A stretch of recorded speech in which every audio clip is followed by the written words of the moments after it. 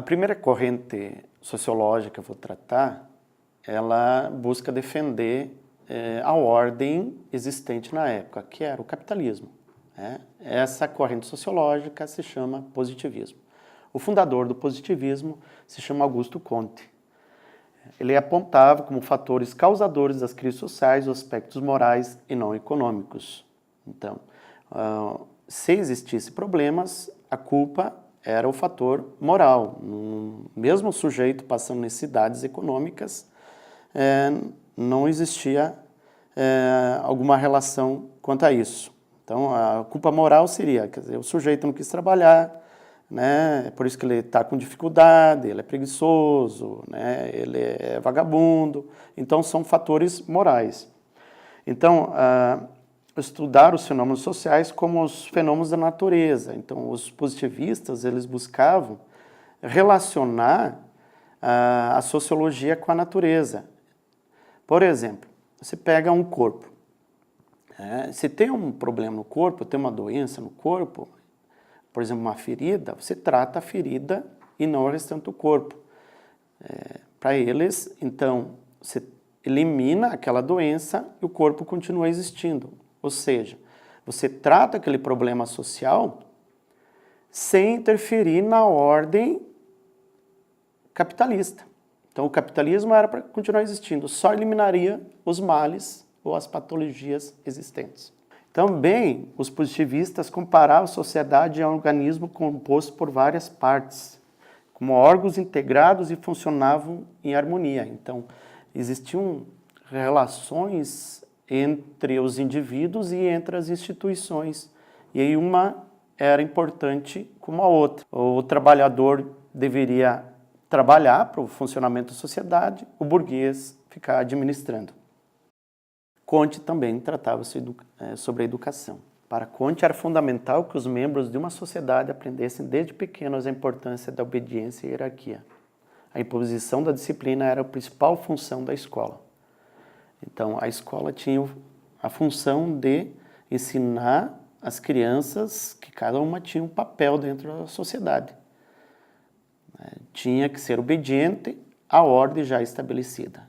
Era esse o pensamento de Comte sobre a educação. Outro autor que segue o pensamento positivista é o Émile Durkheim. Esse autor foi seguidor do Augusto Comte e também é o fundador do pensamento funcionalista. O funcionalismo procura explicar aspectos da sociedade em termos de funções realizadas por instituições e suas consequências para a sociedade como um todo. Para ele, cada instituição exerce uma função específica na sociedade, e o seu mau funcionamento significa um desregramento da própria sociedade. Como em qualquer ser vivo, cada parte do organismo tinha uma função. Caso alguma parte apresentasse problemas, seria uma disfunção, comprometeria o funcionamento de todo o organismo, levando a um estado doentio. O mesmo ocorreria com as sociedades humanas.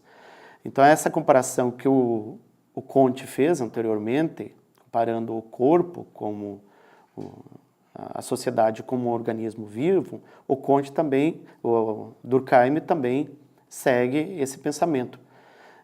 Como a sociedade necessita de indivíduos para se organizar, e esses indivíduos necessitam que tenham função específica. As instituições também têm função específica. Então, uma depende da outra. Durkheim, ao analisar a sociedade, ele cria um objeto de estudo, um método de analisar a sociedade, que é o fato social. O fato social é uma concepção da sociologia que se baseia em teorias do fato social. Seu objetivo é demonstrar que pode e deve existir uma sociologia objetiva e científica, conforme o modelo das outras ciências, tendo por objetivo o fato social. Ele desejava que a sociologia tivesse um objeto específico que a distinguisse de outras ciências, que pudesse ser observado e explicado, assim como objeto das outras ciências existentes. Então, ele entendia que a sociologia poderia ter uma forma mais objetiva de entender os problemas existentes, de forma mais, que a gente chama, quantitativa. números mais objetivos. Então, como existia a física, também poderia existir uma espécie de física social. Durkheim tratava que o fato social tinha 3 características fundamentais. A primeira característica é a coerção social, a segunda é a exterioridade e a terceira a generalidade. A coerção social exerce força sobre os indivíduos, levando-os a conformar-se às regras da sociedade em que vive. São obrigados independente de sua vontade e escolha. O grau de coerção de um fato social pode ser identificado pelas sanções sociais que ele provoca. As sanções podem ser legais ou coercitivas. O fato social também é exterior aos indivíduos, independente de sua vontade e de sua consciência particular. Existe e atua sobre os indivíduos, dependendo de sua adesão. Generalidade. É social todo fato que é geral, isto é, que se repete em todos os indivíduos, ou pelo menos na maioria deles. Vamos a exemplos para ficar mais claro. Durkheim trata que o fato social tem essas 3 características. Então, a primeira característica é a coerção.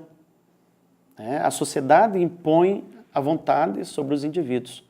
Por exemplo, se um indivíduo sair de uma região e migrar para outra, ele tem que se adaptar àquela realidade, àquela cultura. Ao nascer, o indivíduo também tem que se adaptar à realidade que ele vive, ele não tem escolha. Um exemplo prático que nós podemos utilizar é o uso da roupa. A sociedade impõe o uso da roupa sobre os indivíduos. Quando nós nascemos, a sociedade vai lá e obriga a gente a usar roupa numa certa idade, independente da vontade nossa. Se nós não usarmos, nós vamos ser punidos legalmente e espontaneamente. Se você não quiser usar roupa, você vai ser punido legalmente por atentado ao pudor. E também, se você não quiser usar roupa e não for punido legalmente, vão dizer que você está doido, Uma pessoa não tem equilíbrio nenhum. Isso não depende da vontade nossa. É uma regra a todos os indivíduos no mundo ocidental. Por isso que tem algumas exceções, Por isso que é generalidade, ela pode ser para toda a sociedade ou não.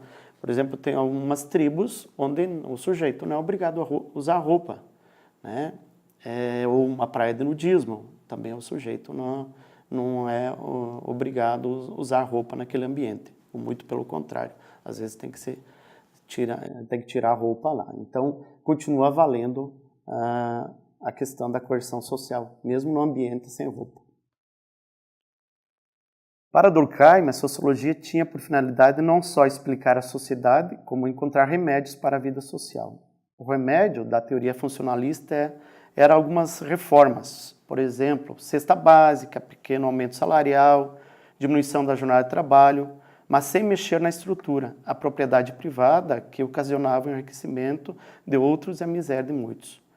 Tais reformas superficiais interessavam aos privilegiados da época, a quem desejava poucas mudanças para que as coisas ficassem como estavam.